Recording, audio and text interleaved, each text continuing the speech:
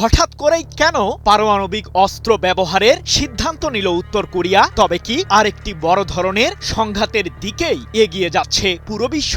যুক্তরাষ্ট্রের মিত্রদেশ দক্ষিণ কোরিয়ার রাজধানী সিউলে সম্ভাব্য হামলা চালানোর জন্য নিজেদের দক্ষিণ সীমান্তে বিশেষ ধরনের সমরাস্ত্র মোতায়েনের সিদ্ধান্ত নিয়েছে উত্তর কোরিয়া, যাকে ঘিরে চাঞ্চল্য ছড়িয়েছে হোয়াইট হাউস পর্যন্ত। এদিকে যুক্তরাষ্ট্র ইসরায়েলের যৌথ হামলায় ইরানের সাবেক সর্বোচ্চ ধর্মীয় নেতা আয়াতুল্লাহ আলী খামেনি নিহত হওয়ার পর নিজের নিরাপত্তাকে ঘিরে কিছুটা উদ্বিগ্ন উত্তর কোরিয়ার সর্বোচ্চ নেতা কিম জং উনও। তবে কি তার উপরও হামলা হতে পারে? প্রশ্ন হলো, কাদের বিরুদ্ধে পারমাণবিক অস্ত্র ব্যবহারের সিদ্ধান্ত নিল উত্তর কোরিয়া?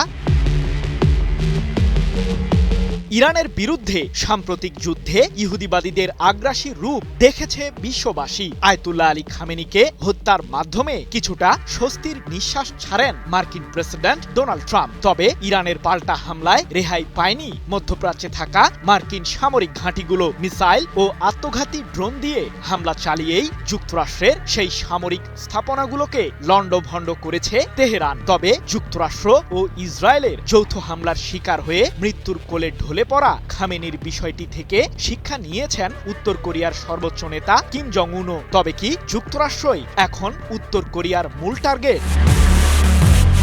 ইরান যুদ্ধের মাঝেই কোরীয় উপদ্বীপে উত্তাপ ছড়ান কিম জং উন। অত্যাধুনিক ক্ষেপণাস্ত্রের উৎক্ষেপণ দেখিয়ে পশ্চিমা বিশ্বকে তাক লাগিয়ে দেয় উত্তর কোরিয়া। কারণটা বেশ পরিষ্কার, দক্ষিণ কোরিয়ার সাথে সাম্প্রতিক সময়ে মিত্রের ভূমিকায় দায়িত্ব পালন করছে যুক্তরাষ্ট্র। তবে বিষয়টিকে খুব একটা ভালো নজরে নেননি কিম জং উন। পিয়ংইয়ং এর অভিযোগ, কোরীয় উপদ্বীপকে সংঘাতের দিকেই ঠেলে দিচ্ছে মার্কিন প্রশাসন।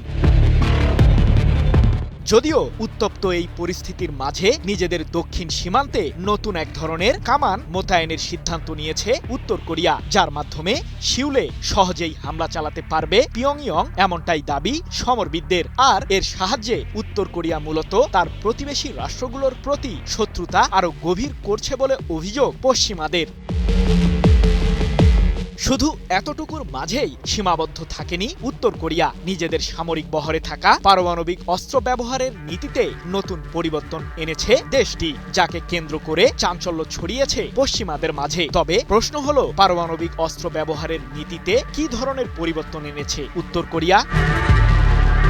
কিম জং উনকে লক্ষ্য করে বহিঃশত্রুর আক্রমণ হলেই উত্তর কোরিয়া ব্যবহার করবে পারমাণবিক অস্ত্র, এমন পরিবর্তনই নিজেদের সংবিধানে এনেছে দেশটি, যাতে বলা হয়েছে যে যদি শত্রুপক্ষের আক্রমণের ফলে রাষ্ট্রের পারমাণবিক বাহিনীর কমান্ড অ্যান্ড কন্ট্রোল ব্যবস্থা বিপন্ন হয়, তাহলে স্বয়ংক্রিয়ভাবে এবং অবিলম্বে পারমাণবিক হামলা চালানো হবে। এক প্রতিবেদনে বিষয়টি নিশ্চিত করেছে ব্রিটিশ সংবাদ মাধ্যম দ্য টেলিগ্রাফ। তাহলে কি কেউ কিম জং উনকে হত্যার পরিকল্পনা করছে? কি বুঝলেন ভাই? অনলি যেটাই চাই।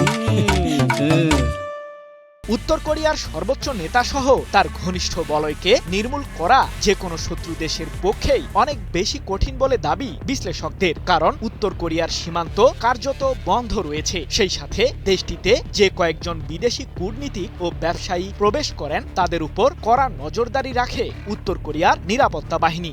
আর আয়াতুল্লাহ আলী খামেনিকে হত্যার আগে ইরানের ট্রাফিক ব্যবস্থার সাথে সংশ্লিষ্ট সিসি ক্যামেরা হ্যাক করে ইসরায়েলিরা, যার সাহায্যে খামেনিকে শনাক্ত করে তার উপর হামলা চালায় ইহুদিবাদীরা। তবে এক্ষেত্রে কঠোর নিরাপত্তার চাদরেই থাকেন উত্তর কোরিয়ার সর্বোচ্চ নেতা কিম জং উন, এমনটাই দাবি সমরবিদদের। সৃজন মাহমুদ, নিউজ 24।